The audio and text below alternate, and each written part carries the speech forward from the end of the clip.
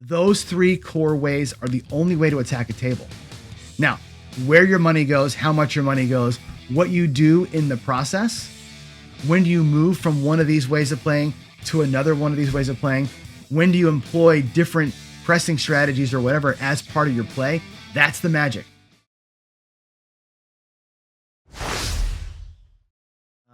Your bankroll. Today's going to be a big talk about bankroll, I think. You have to think about when you play a backwards game, bankroll is a big deal for sure. And of course, using your brain to connect everything together. And what does it look like? We've been talking about play styles, right? 401 has been a lot about different ways to play. And today we're going to really focus in on this idea of regressing.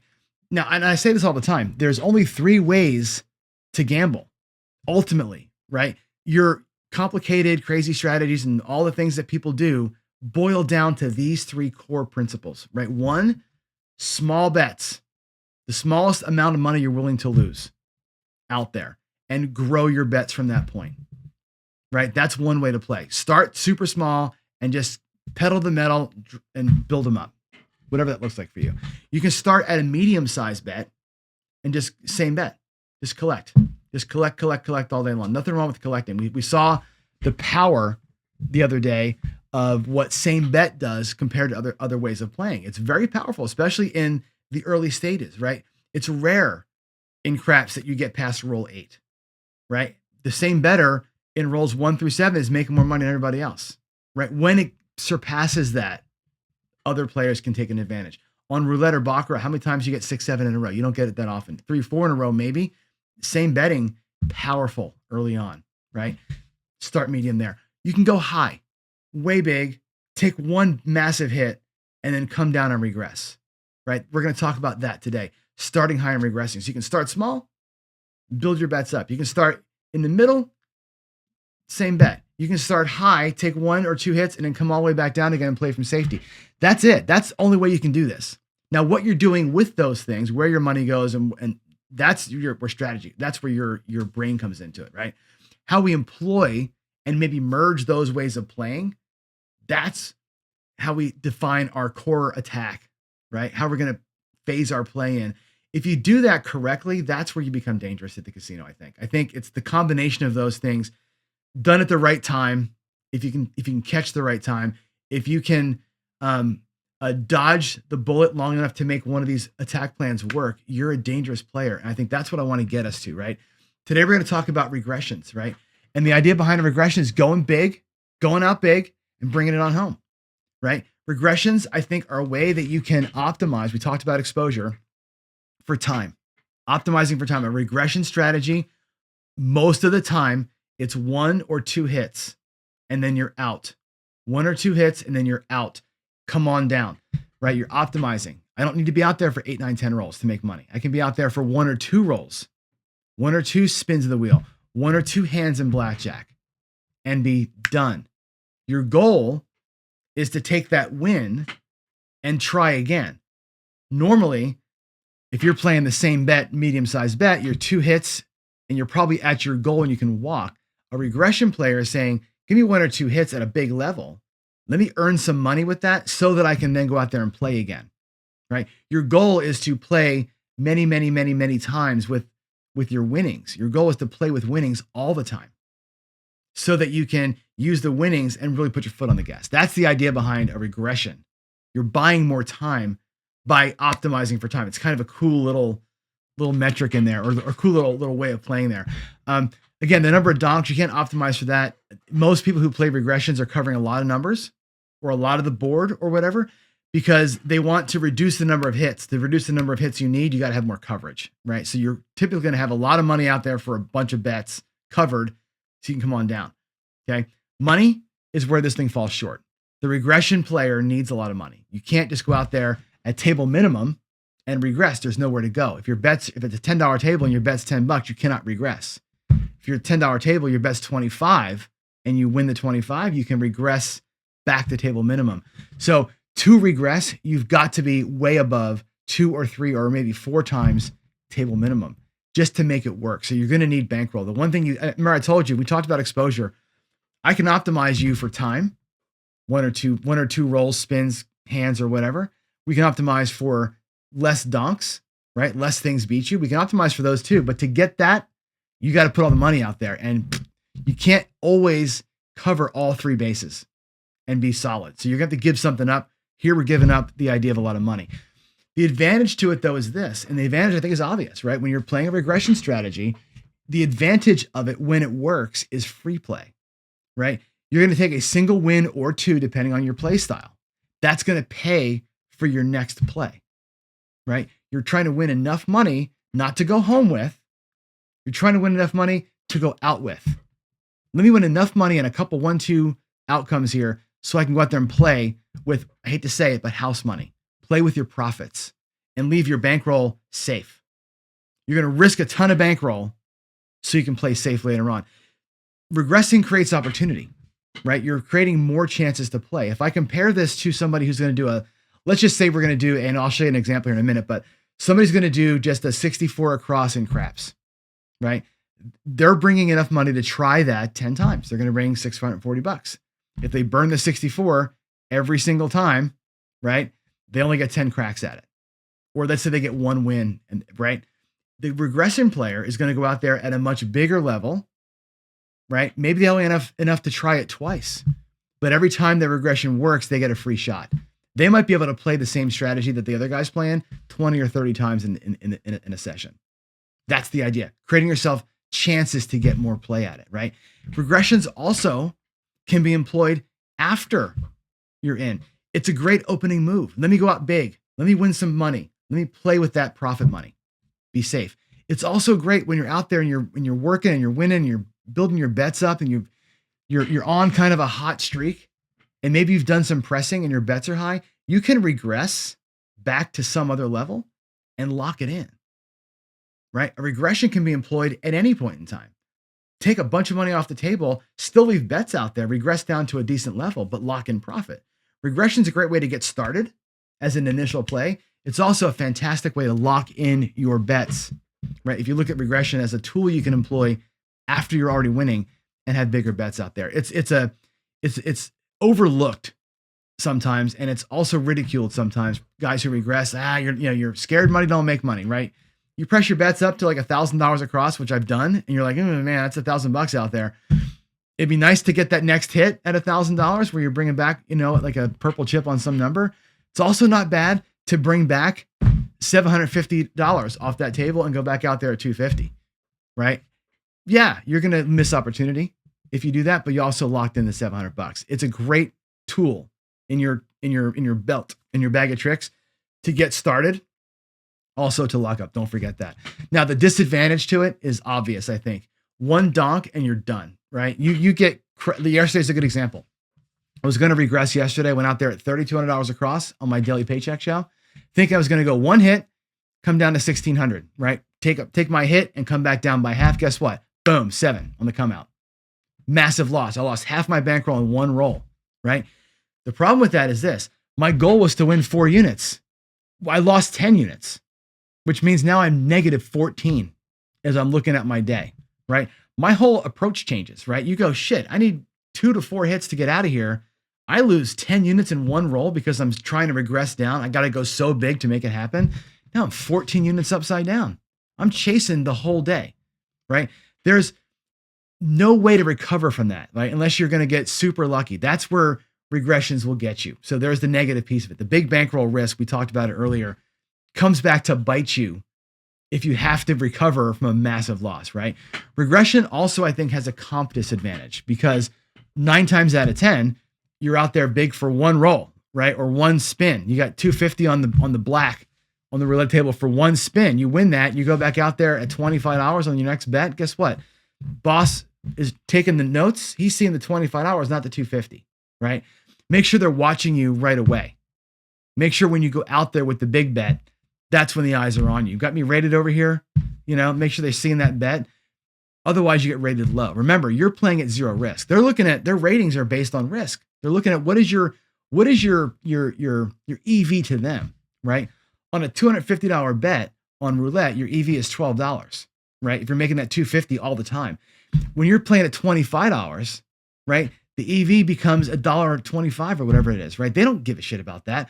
But if that's all they're seeing, That's what you're getting rated at. And remember, you're playing that with no risk. If you win the 250 and you come back out there with 25, you're playing that with zero risk. Your EV is technically zero at that point. That bet's got a negative EV, but your rack doesn't, right? So comp plays a big deal. Make sure if you're going to regress, you're getting comps, you're getting eyes on you at the right times, okay? So as a comparison, and we'll do a little bit of table work here. We'll kind of look at it. Regressing versus starting low. I'm going to compare those two players because I think it's a good look at it's easiest to kind of evaluate, right? Let's understand this. You're going to lose that big bet. You're going to go out there with a big bet. Let's use craps as an example. You're going to lose it 1/6 of the time, right? Guaranteed. Over time, if I go out there, let's say 320 across, and I lose one time out of 6, which I will lose one time out of 6, how does that stack up against the guy who's doing the same bet? Just going out there at 64 across and same betting. Well, here's what it looks like right here. And I'll show it to you at the table, right? If I go out there on roll 1 and boom, we get a PSO, I lose $320. That's going to suck really bad, right? But let's say that the next 5 shooters average 2 hits, right? And let's say that our target is 64 across. So we take 320 out, we win 70, you go 64 across. That's your regression. So 1 hit and you're playing for free. Let's say you average for 5 shooters about 2 hits. A guy gets 1, a guy gets 3, a guy gets whatever, right? Let's say you average 2 hits at $15 a hit for the next 5 shooters. The regression player loses 320 the first roll. Then 5 times he wins about $30. His net is going to be negative 170. You're going to be upside down. The person who's betting 64 across is going to also lose $64 that first time. We'll give him the same thing. And then 5 times he's going to lose $30 because he's going to win an average of 15, but he's out there for 64, right? He never really recovers, which is very typical. You play 64 across, trying for 3 or 4 hits, you get 2 or 1 or 3. That's what's going to happen to you almost all day long. He's going to lose a little more. If the average outcome happens where you get about 2 hits in the box for 5 shooters, guess what? The regressor, even though took the big hit for 320, actually comes out ahead because once he's playing with profit, everything is profit. From that point, everything comes to the rack is a bonus, right? So regression might be considered, threading the needle a little bit. So why don't we go to the table? Let me go back to my table and let me just show you what that looks like right there. Let's go here and get some bets out there. And we'll 640 into the rack. Okay. 640 in the rack. I'm going to go 320 across. We're going to do this guy first. 320 across. Okay. Let's take $325 out of my rack, $5 change. That puts me 320 across and 320 in the rack. Okay. I'm going to be the regression player that gets beat the first roll. We roll a 7. We lose our 320. I'm going to leave it out here, but we set a point of 4. We lose 320. Leave it out there. Okay. Puck is off. I rail dump. I go, okay, here's the regression player's nightmare. You have to go big or you have to go home, right? Rail dump. We're going to give it 2 shots today, right? Now we're out. We lost 320. We're out for our last 320. And let's say that we get it, right? We set a point of something. We roll a 9.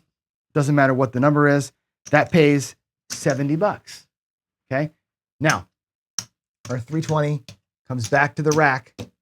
We take our winnings and we play with the winnings, and the winnings come out to 64 across.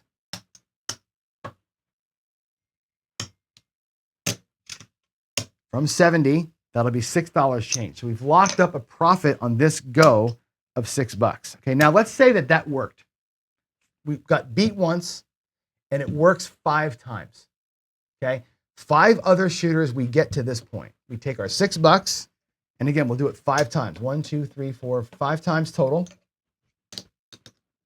1, 2, 3, 4, 5. 5 times we get $70, go 64 across. That means we actually earned $30 in just juice coming out. $30 in the extra little coinage that comes out. Now we're going to average, I'm not going to roll dice, we're going to average 2 hits per shooter. 2 hits per shooter. So 5 shooters, we're going to win $14 twice, 5 times. So shooter 1 it's going to pay $14, right? The next one on that shooter will pay $15 for one. So every shooter for us, and then they 7 out, right? Every shooter is going to win $25, $28 on the average, okay?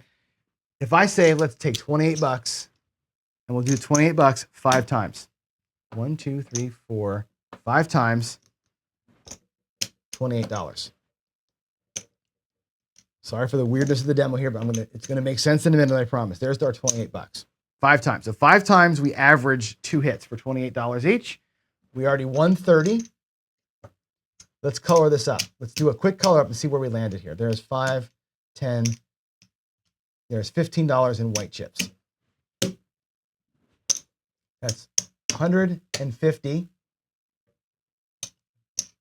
There's $25 in white and reds. A couple reds left. Let's take all this back and let's see where we landed up. 1, 2, 3, 475, $490 back in the rack. We started out with 640. Okay, do the math there. 640 minus 490. That's 590. That's $160, right? $150 we're down. We're down 150. Even though, and I'll put it over here, 150 for the regressing for that guy. Okay, for the guy playing the regression strat, he lost $150. Okay, now the other guy who's going to same bet it, he's going to start low, $64 across. Let's assume the first shooter, he loses $64. Okay, there's $64 out. Okay, he's down, he's negative 64 the first time. Every other time he goes out for 640. Let's say he's going to burn his entire 640 coming out here. What is he going to win coming back? Okay, if he puts 640 out and all he does is lose $64 the first time, and every other time he wins $28. So and on average, right? So 64 minus 28, that's 54, 44, $36. So he ends up losing $36 on average every single time. Let's put it out there. 25, 35, $36. He's going to lose $36 5 times, plus his initial 64. 35, 36, 3 times, 25, 35, 36, 4 times, 25, 35, 36, 5 times. That's the same better. He goes out 64, he gets crushed once, and he gets crushed for $35 every other time, because you're going to average 2 hits and out. That would be the same thing for the regression player, right? Where does he land in total loss? Remember, this guy lost $150. How close are they in their average total loss? Well, there's two greens, 100, 210. There's 5, 215. He loses $219 in that same sequence. He loses $219. The other guy lost $150. They both lost, right? No question, they both lost. Regression player lost less, even though he took the biggest hit early on. Okay. Again, this is why I say it's a bankroll decision. Can you withstand that big ass loss in the beginning, right? Give yourself 5 chances or more chances at, and again, if you catch a run in there, you're fine. He loses less than the same better in this case. Again, the same better gets destroyed when we don't get even, right? The regression player actually has a little bit of an advantage here. I think it's interesting, right? And when I was doing this analysis yesterday, I'm like, my God, like, this intrinsically, that's how it's going to play itself out. But until you see it with chips, you're like, wait a minute. How is that happening? Well, that's exactly how it happens. You got to calculate your losses. Let's go back over here. You got to calculate what it looks like when it goes bad, right? And again, play the averages out, right? Yeah, we take the 320 loss and you're like, God, that sucks, right? But if averages kind of play itself out, you lose, but you lose less than the other guy who just was going 64, 64, 64, 64, and saying a Hail Mary. It's very interesting. Now, if the rolls go 5, 6 long, the 64 across guy ends up making more money. He's always pulling back, right? He's always pulling back. But that's an interesting way of looking at it, right? Does regression thread the needle? Does it? Right? If you can afford that initial spread, and you can withstand the early whack, the upside is there over the other ways of playing. And that's the reason why, because you get more chances at it. Once you've regressed, you can switch anywhere you want to. Once I've got my play money, right? You're earning your play money. You can same bet at where you landed and just be fine with it. Just collect, right? You can employ a pressing rhythm at that point. You can attack with like a parlay press kind of a move if you're on like a 50-50 kind of thing, like a roulette or baccarat. You can regress again later on. You can build them back up again, like do a parlay move, like parlay, hit, regress. Parlay, hit, regress. You keep on doing that. This might be the way, right? A lot of professional players, regression's the only way, right? You want to be playing on profits, playing without risk to your initial bankroll as often as you can for as long as you can. That's the secret, right? To do that, you've got to have bankroll. You cannot go out there with $500 and go 320 across and do one of these every Monday morning, right? You're going to have more money to do it. You got to survive that. That's why I say to you all the time, you can optimize for a lot of things. Let's go back a couple of screens here. Give me a second to kind of wind it back here. You can optimize for time. 320 across, one hit. I can do the Hawaiian crap shooters quarter pounder with ease. It's a 2-hit strategy that wins you $50. I can do the skill and luck, skill 66, 2 hits, win $50, played for free, right? You can optimize for time. Optimizing for time means bigger bankroll, right? It means bigger bankroll being out there. You can't have both. You can't have zero time and no bankroll risk. It's impossible. You have to, there's a tug of war going on, right? And again, what you're betting on, the donks are tied to your coverage level, right? The skill 66, good idea, right? But it's inside only, not across, which means you're not covering the whole board. So it's not 2 rolls and out, it's 2 hits and out. I play it with a cross and a horn. I'm 2 rolls and out no matter what. I really optimize for time, but it costs me more money in bankroll. You got to be able to accept that risk as you go in. But that's the story of the regression. I think the regressions, to me, it is thread and needle, but you got the bankroll to do it. When I'm low bankroll, I'm more start at the bottom and build my way up.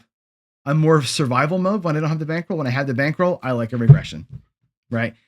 Whatever works for you, works for you. But I think that's a way to look at it, folks. And I hope that is a good comparison, right? We've looked now at all 3 ways to play, right? We've taken three days in a row and looked at starting small. We've looked at starting medium and collecting same bet. We've looked at now starting high and coming back down. Those 3 core ways are the only way to attack a table.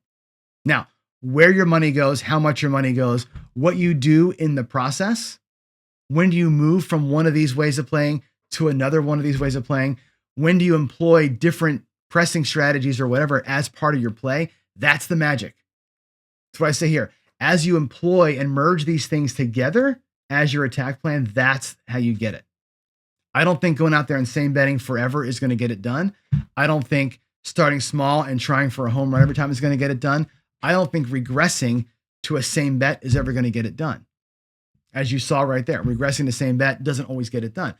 I think marrying these things and merging them together and finding new ways to kind of employ stuff, that's where the magic is. Okay. That's going to be our next 2 lectures.